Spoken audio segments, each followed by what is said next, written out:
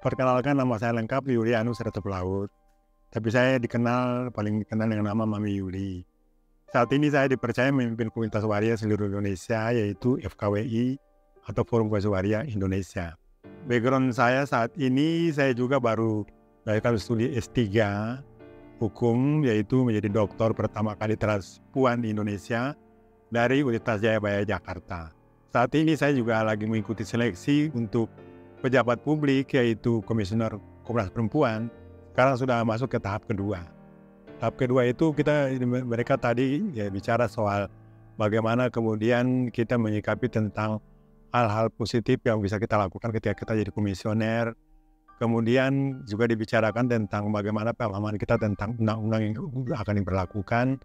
Sejauh mana sih penanganan Komnas Perempuan terhadap banyak kasus-kasus yang dilanggar oleh masyarakat, terutama kekerasan terhadap perempuan atau biasanya yang dilakukan oleh laki-laki terhadap perempuan dalam rumah tangga, misalnya KDRT dan lain-lain sebagainya. Kalau saya sendiri berpikir sih secara spesifik, yaitu saya kalau membawa isunya adalah memang isu global juga tentang hak perempuan.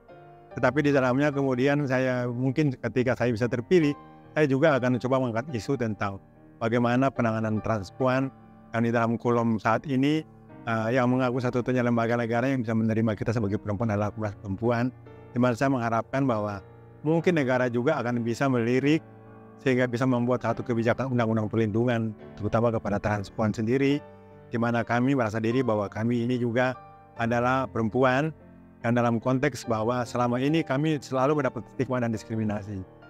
S1 saya di Universitas Islam At-Tahiriyah Jakarta di Tebet, saya mengambil jurusan ilmu hukum. Dan di sana kira-kira umur saya sekitar 35 tahun. 35 sampai dengan 3 tahun berarti umur 38. Tahun 2010, saya selesai dari S3 itu karena saya masuk sekitar tahun 2006. Selesai 2010. Akhirnya setelah saya wisuda S1, saya mulai lagi 2 tahun nganggur.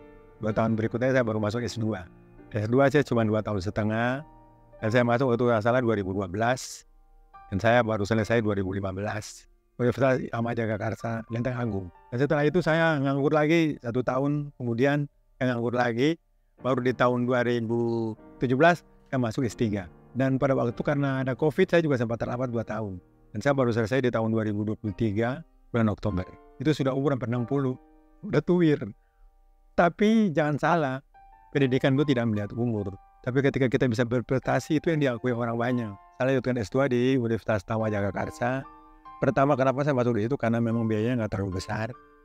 Karena saya kan mengharapkan pada waktu itu kan dari usaha salon kecil-kecilan lah untuk bisa bayar kuliah, dan itu juga beratnya bukan main. Saya juga pernah mengikuti salah satu delegasi pejabat publik, yaitu Komnas HAM. Tetapi ya pada waktu itu memang mungkin saya kalah karena pertama karena situasi dan negara kondisinya itu bahwa negara kita ini masih dominan, istilahnya agama minoritas sangat berpengaruh, sehingga kultur dan budaya juga masih dominan mempengaruhi, sehingga saya sendiri juga mengakui bahwa tahapan edukasi saya waktu itu juga masih sangat minim, saya cuma SMA. Jadi setelah saya gagal dalam seleksi itu, saya anggap bahwa ini salah satu keberhasilan yang tertunda. Karena puji Tuhan saya bisa lolos sampai seleksi ke-7 waktu itu. Sampai dengan tingkat fit and proper test di Komisi 3 DPR. Tetapi sesuai dengan kebijakan negara, akhirnya aku lihat juga bahwa setelah penilaian dari beberapa fraksi, kemudian yang mendukung saya cuma 1 fraksi, yaitu dari PDI Perjuangan, dan akhirnya saya ditolak. Tapi ada beberapa sebenarnya sih hambatan-hambatan lain yang juga kita tidak bisa sebutkan, tapi mungkin sesuai kepentingan yang ada. Makanya setelah saya gagal itu, saya berjuang untuk bagaimana mulai masuk edukasi dari S1, S2 sampai dengan S3. Karena kebetulan pada saat itu saya sendiri mengakui bahwa latar belakang saya sesungguhnya saya juga adalah transgender yang hidup di jalan sebagai pelacur jalanan kurang lebih 20 tahun. Dan yang saya alami adalah stigma-stigma buruk, kekerasan, dan penganiayaan dan segala macam. Dan kita lihat bahwa keadaan teman-teman itu masih sangat terpuruk ketika kita mengalami banyak kesulitan yang menyangkut hukum. Biasanya ada pembunuhan, ada pembakaran, ada mutilasi, dan sebagainya yang menimpa teman-teman kami yang sama sekali tidak digubris. Bukannya digubris oleh masyarakat, pihak kepolisian pun seperti itu. Dan sejauh ini saya berpikir bahwa jangankan karena melihat karena latar belakang kita sebagai transpuan, bagaimana bisa kita ini dimanusiakan sebagai manusia dan kita adalah warga negara.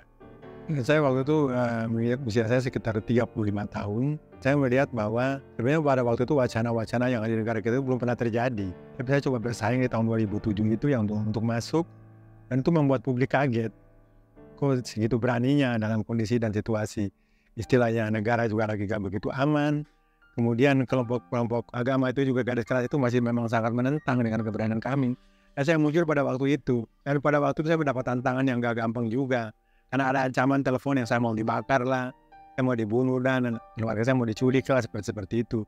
Dan saya berpikir bahwa saya juga warga negara Indonesia yang punya hak. Kenapa gak boleh? Karena saya punya background sebagai orang Katolik, mendatangi Romo dan meminta nasihat. Dan Romo mengatakan bahwa kalau seperti itu berarti kamu mengalami satu kebarisan yang tertunda, karena ini baru wacana pertama di negara bahwa seorang transgender dengan berbasic cuma pendidikan SMA bisa masuk sampai di tingkat seperti itu, karena persaingannya kan ribuan orang. Dan aku berpikir bahwa itu benar, tetapi Romo mengatakan bahwa ini tidak akan cukup kalau kamu tidak memasuki edukasi. Karena saya waria dan kemudian saya ini berbasis agama Katolik, Romo mengatakan kalau kamu ditolak oleh banyak fundamental dari beberapa faksi itu semuanya tentang agama. Karena agama minoritas sangat mendominan di situ. Bagaimana kalau kamu masuk ke salah satu universitas yang berbasis agama Islam?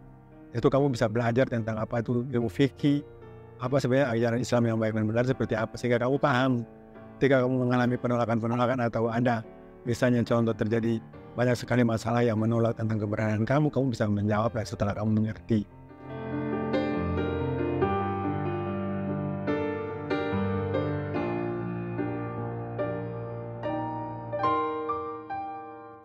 Waktu di S1 sebenarnya sih saya itu hampir 8 kali ditolak. Sebenarnya bukan mereka nggak mau kuliah di situ, tapi mereka mengatakan bahwa di sini universitas berbasis agama Islam.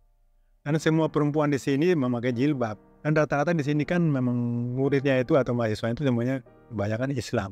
Dan apakah Anda dengan penampilan seperti ini, Anda tetap akan mau kuliah di sini? Karena terus terang itu yang akan Anda hadapi adalah penolakan dari mungkin bukan hanya kepada dari pihak kampus, tapi dari pihak teman-teman sendiri. Saya tetap mau kuliah di sini, kata saya bilang begitu. Karena saya punya niat, saya ingin belajar tentang agama Islam juga, yang lebih intelek dalam konteks bahwa edukasi Islam itu seperti apa, mengajarkan tentang hal-hal yang baik dan benar seperti apa. Karena menurut pemahaman saya dengar dari telinga saya sendiri, Islam itu mengajarkan tentang hal baik dan benar. Kenapa kok kita sering di demo atau kita sering ditindak begitu kasar oleh ormas-ormas agama? Kenapa mereka tidak mencari solusi baik untuk membantu kita, malah mereka selalu memusuhi kita?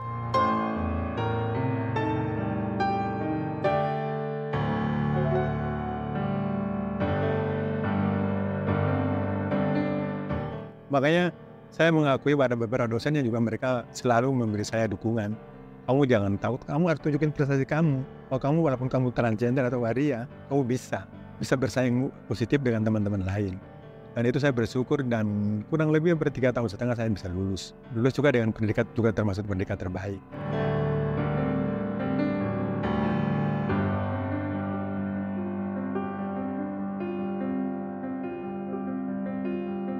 Tapi saya bersyukur ketika saya lulus S1 dan masuk S2, sekarang udah lebih 300 sampai 500 waria yang sudah kuliah. Dan mereka juga sekarang ya mudah-mudahan 5-6 tahun depan bisa banyak lagi S3. Makanya edukasi itu sangat penting, tidak memandang dia itu dari latar belakang mana. Apalagi kami kelompok-kelompok tertindas seperti kami ini. Kalau kami tidak berjuang, saya tidak berjuang lebih dulu untuk membuat satu terobosan, terutama membuat satu wacana opini publik untuk membuka pemahaman begitu banyak orang. Bahwa kami juga ternyata, kalau tidak bisa dibuktikan dengan itu juga orang tidak akan menganggap.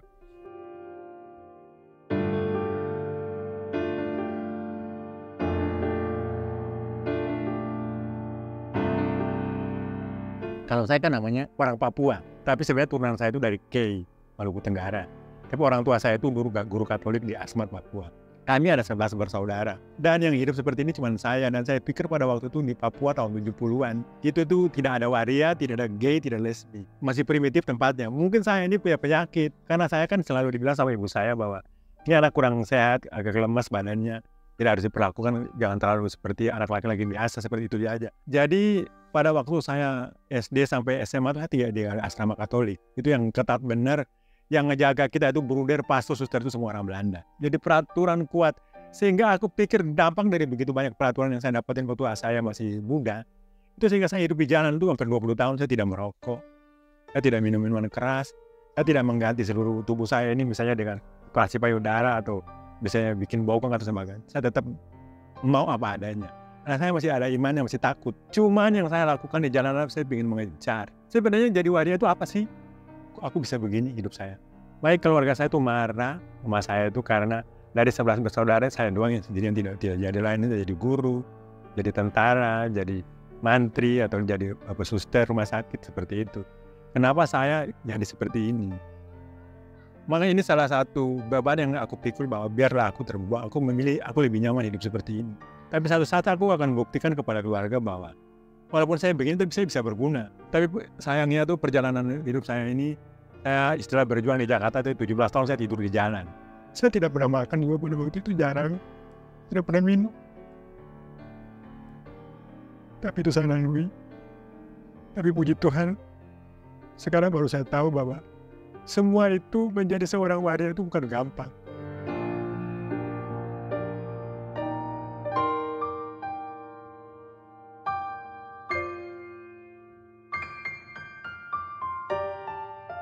Mudah-mudahan ke depan ini ketika saya nanti bisa lolos dalam seleksi ini, saya akan membuat satu pemahaman baru kepada negara terutama.